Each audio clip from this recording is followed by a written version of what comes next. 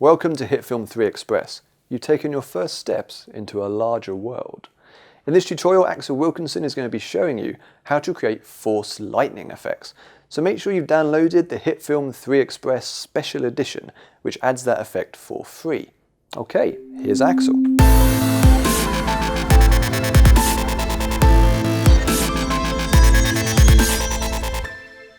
In this tutorial, we will look at how easy it is to create force lightning in HitFilm.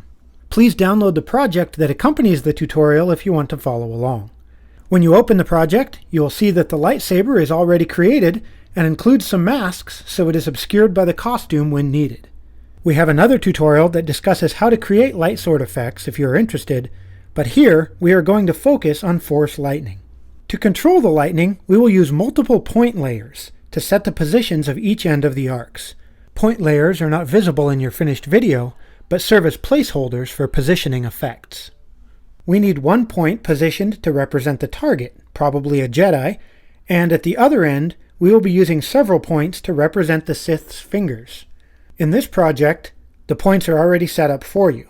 I used HitFilm's tracking tools to do this, which are explained in their own tutorial if you want to check that out. We also touch on tracking more in our light sword tutorial. As with light swords, it is best to set up lightning on a separate layer from our footage. We will use a plane, which is just a flat layer filled with a single color. Open the New Layer menu and select Plane. Make sure it is set to black and name it Lightning. On the timeline, we only want the lightning to be present in the end section where the point layers are. So to change its duration, drag the left edge of the plane layer until it lines up with the end of the point layers. Now select the Effects panel, open the Particles and Simulation folder, and drag the lightning and electricity effect onto the plane. In the Controls panel, open the Layer properties and set the Blend mode to Add.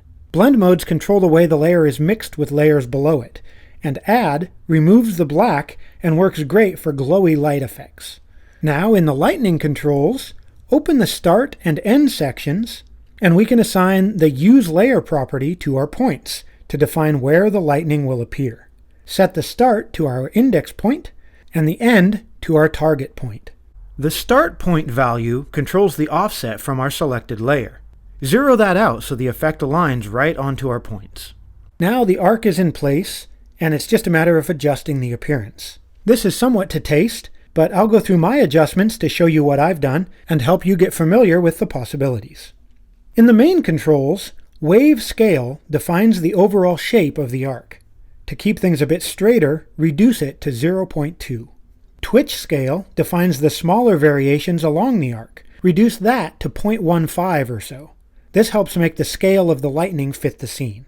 In the Start section, set the width to 1.5. In the End section, set width to 5. This makes the bolts thicker as they approach the camera, giving a sense of perspective and making them more forceful as they advance. Get it? Forceful? Under Branches, set the rotation to 20 degrees to keep the branches reaching forward more. Set Max Scale to 0.8 to make them longer, then add one twig as well. For the animation, set the speed to 0.8, the jitter to 2, and the scale to 2 as well. Now we need to animate the creation of the lightning, which we will do using the growth property in the end controls. Move the playhead to the frame where you want the lightning to first appear and click the circle next to growth. It turns blue, which indicates that we have enabled keyframing for this property. Keyframes record the adjustments we make to a property so it can change over time. Set the growth value to 0. Now advance 5 frames and set the value to 100. Notice a new keyframe appears on the timeline, and the effect animates from one setting to the other over the course of those 5 frames. Both the start and end controls have growth properties, so you can animate this sort of movement from either end of the arc. For coloring, we want to be predominantly blue, but the specific shade is up to you. For the core, select a blue that is almost white. Then set the opacity all the way up to 1.0 and the feather all the way up to 1 as well. In the glow, push the color left to the edge of the color wheel. Set opacity to 0.6, radius to 0.88, and feather to 1. Now we are going to use keyframes again to turn the arc on and off. An easy way to do this is to use the number of trunks. So go to the first frame of the lightning and enable keyframing for the trunks. Then jump forward, the exact distance isn't important, and set it to 0. Jump forward again and set it back to 1. Keep the number of frames between the keyframes somewhat random, with smaller spaces after the keyframe set to 0, and continue switching from 1 to 0 until you have about 7 keyframes. Okay, that's pretty much it for our first lightning arc. Now we need to duplicate it for the other 3 fingers. We aren't doing the thumb, as it's kind of pointed in the wrong direction anyway. Select the lightning and press Command D or Control D on Windows to duplicate it until you have 4 copies in total. Now select each one and rename them to represent the individual fingers. Press F2 on Windows to rename the current selection, or Return on Mac. Once the effects are renamed, we can open the Start controls for each one and assign them to their respective point layers. As you assign each one, change the seed to a different number, which randomizes the shape of the arc. This gives us 4 distinct arcs shooting from his fingertips. Remember the keyframes we created in the Trunks property? Those keyframes make all 4 copies turn on and off at the same time, and we want to mix that up a bit. On the Trunks property for each of the 3 new arcs, drag the keyframes to different locations. We want all the arcs to flash on and off, but we want at least 1 arc to be visible at all times, preferably 2. Feel free to occasionally delete a keyframe or 2 as well, if you'd like. Repeat this for each lightning effect. Okay, with all of the arcs animated, the effect itself is basically done. But we are not. We're going to make this even better. First, let's make the lightning more intense by adding the glow effect. In the effects panel, type glow into the search box, then drag it onto our lightning layer. In the control panel, since the glow comes last, it impacts all of the lightning effects that come before it. In the glow controls, raising intensity will make this effect more powerful than you can possibly imagine. Well, maybe not, but set the intensity to 1.5, then raise the radius to 70, and that does make the lightning feel more powerful, right?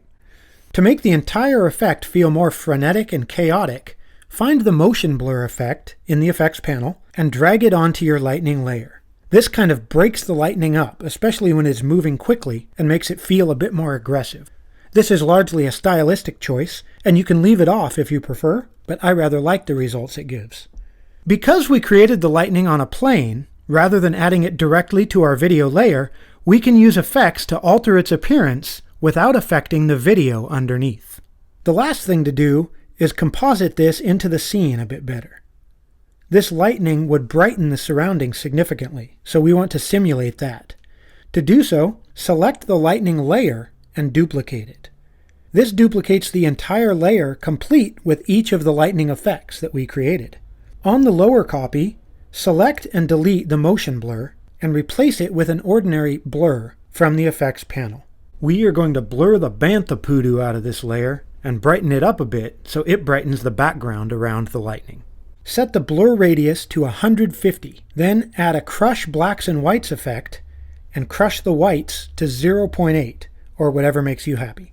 If that feels too blue, we can add a hue, saturation, and lightness effect and reduce the master saturation to around -50.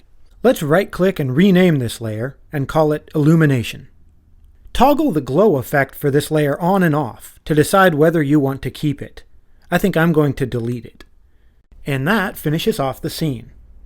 If it doesn't play back smoothly on your computer with this many effects added, this round button with the play icon lets you generate a RAM preview. Set the playhead before the effects, start the preview, and let it render. When it is done, move the playhead back and click play to play through it. Hopefully you have achieved a result that you are happy with, but if you have another idea about how to approach it, or just think it would look better with different settings, now you know where to find those settings and how to adjust them. I'm Axel Wilkinson for HitFilm.com, and thank you very much for watching. May the Force be with you.